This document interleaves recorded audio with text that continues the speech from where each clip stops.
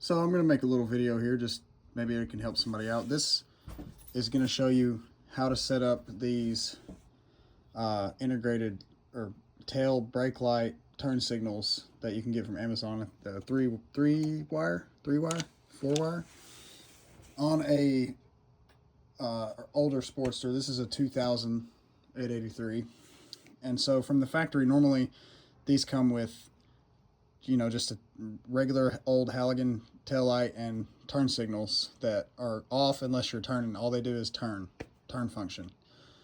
With these, you can have not only turn but also running light and brake light in addition to the tail light and brake light here. So how you can set this up? Actually, this is the factory board that already is in the Sportster. It has the connections because I guess on some other bikes, maybe Dyna's or something, they had that functionality. And on the Sportster, normally this section here is unused. Nothing plugs in here. But that's what we're going to use. So how I've wired this up, it's not the prettiest job ever, but so the turn signals are going to have, each side is going to have a turn wire and a ground wire, just like normal. But it's also going to have a wire for the tail light and brake light functions, each one. Now up here you'll notice there's 3 pins. One of them is tail, one of them is brake light, and I guess the other one's ground. I'm not sure how that connection works on the other bikes that have that already from the factory. Normally you'll use just these 2 turn signal plugs, and then your tail brake light will plug in here. Well, that's also got a different tail and brake light, but it doesn't matter. Both of these will work for the tail and brake light. So your tail light is still going to plug in here like normal, just plug and play, and your tail and brake light will function as it should. But you can also hook the turn signal connectors into these brake and tail light pins, and they'll also function. So they'll all 3 function together. Now, obviously there's only 3 connections here, and you have 2 separate sets of wires to connect. So what I did is I just took the tail and brake light wires from each turn signal and put blade plugs on them and to connect them together. So this one is just straight up from the turn signal. I just cut the connector off and put a blade. And then on this one, I did the same thing with the female, but I also ran out 2 wires to plug in here. So these are all, basically it makes a Y shape. So they're going to plug in together, and then 1 wire goes into the pin, and that's enough to power these LEDs. So it's not the most elegant solution, but it works, and it still allows you to disassemble it and remove this if you need to, if you know these have a tendency of breaking. So you can still disconnect everything without having to cut wires that you've spliced together and stuff like that. That's why I did it that way. And I couldn't find another connector to fit these for the turn signals. I should have just cut the old ones off and found the pins that fit, but instead I just went and got the inner pins, which you can actually get pretty easily from auto parts store, that go into those Molex plastic connectors like this. I just got those themselves, spliced them on, and then heat shrinked over them to just make each one a separate connector. Since it's only like 5 or 4 connectors or whatever, it's not that big of a deal. It's not hard to do. So with all that hooked up the way I've got, remember, so brake and tail light from the turn signal connect into make a Y union where you can connect the 2 turn signals and then have a wire going out for each. And those will plug in here, and then your turn signals just plug into these ports like normal. I will connect all of that and plug the taillight in, and I'll show you it working.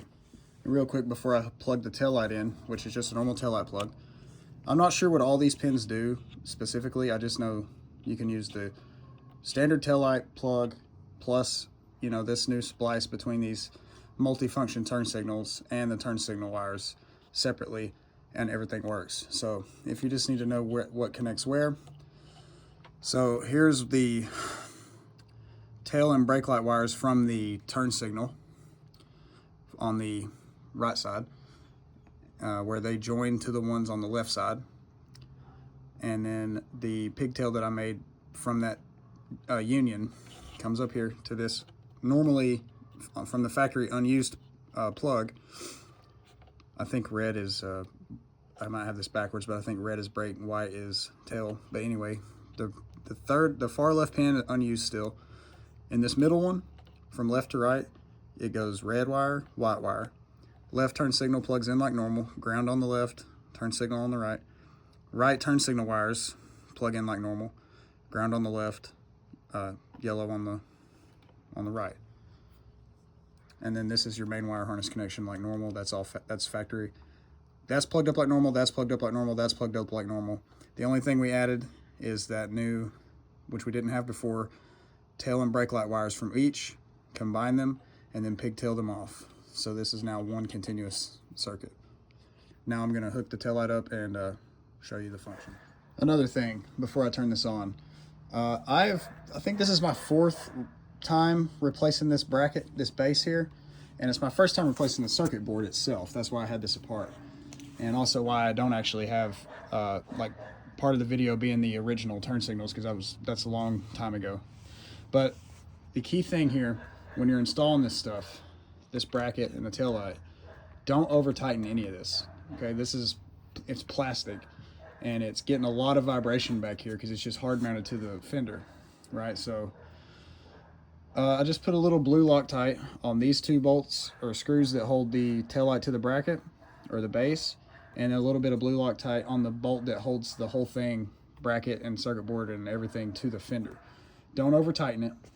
Don't over tighten these. Don't over tighten that. It's big. Just get them snug and secure. Little blue Loctite on them.